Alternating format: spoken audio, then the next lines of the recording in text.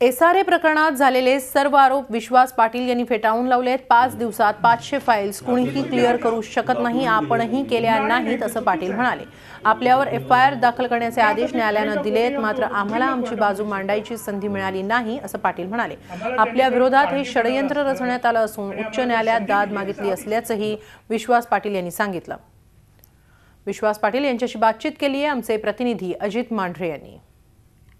माजी सनदी अधिकारी विश्वास पाटील साहेब आपल्यासोबत आहेत। पाटील साहेब, तुमच्यावर आरोप केले गेलेत की तुम्ही नुकतंच तुमची निवृत्ती होण्याच्या आधी असंख्य अशा फाईली आहेत ज्या तुम्ही क्लिअर केल्या आणि कोट्यवधींची माया जमवली। हा जो पहिला आरोप आहे त्याबद्दल काय सांगाल? हे अत्यंत चुकीचं आहे, धादांत खोटं आहे। मीही एका वर्तमानपत्रात वाचलं की मी 5 दिवसांमध्ये जवळपास 500 फाईली सही केल्या। तुम्ही बातमी तयार करताना एक बातमी लिहायला किती वेळ लागतो आणि 500 फायलांची नावं तरी 5 दिवसात लिहून होतील का? हे दादांत खोटं आहे। नुकतंच मुंबई सत्र न्यायालयाने तुमच्यावर आणि तुमच्या पत्नी जे चंद्रसेना यांच्यावर गुन्हा दाखल करण्याचे आदेश दिलेत। जी तक्रार आहे त्या तक्रारीमध्ये एखाद्या ज्या 2 बिल्डर्स आहेत त्या 2 बिल्डर्सना तुम्ही एक्स्ट्रा जागा दिली, जेव्हा तुमच्या पत्नी त्यांच्या कंपनीवर संचालक म्हणून त्या ठिकाणी नियुक्ती केली गेली।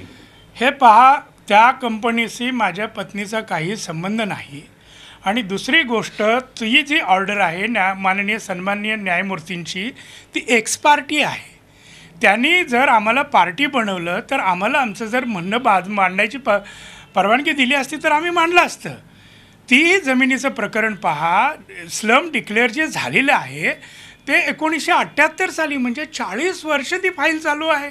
आणि कुणालाही एसआरए स्कीममध्ये 5 फुटाचा FSI सुद्धा मंजूर करण्याचा अधिकारच जिल्हाधिकाऱ्यांना नाही आहे।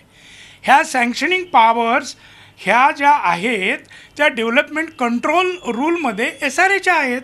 मी एसआरएमध्ये नव्हतो आणि त्यामुळे मी तुमचं म्हणणं आहे की ज्या पद्धतीने तुमचे आरोप केले गेलेत हे कुठेतरी राजकीय कुठे षडयंत्र तुमच्या मागे रचून किंवा मागे नक्कीच षडयंत्र आहे, त्याचे काही पुरावे आहेत, ते माझ्याकडे आहेत। मी मुंबई हायकोर्टामध्ये याबाबतीत एक याचिका दाखल केलेली आहे, ती ॲडमिट झालेली आहे आणि मी ते पुरावे दाखवीन। नक्कीच विश्वास पाटील नाव जे आहे हे साहित्यामध्ये एक मोठं नाव आहे, सनदी अधिकाऱ्यांमध्ये मोठं नाव आहे आणि याचाच फायदा घेऊन आरोप केले जात आहेत। ज्या पद्धतीनं पाटील साहेबांनी सांगितलं त्यांनी हायकोर्टामध्ये देखील सूट फाईल केलेला आहे। या परिस्थितीमध्ये त्यांनी आणखीन एक विश्वास व्यक्त केला, तो म्हणजे माझ्यावर जे आरोप लावलेले आहेत हे भविष्यात पूर्णपणे खोटे आहेत हे देखील सिद्ध होईल। अजित मांढरे, झी मीडिया, मुंबई। झी 24 तास रहा एक पाऊल पुढे।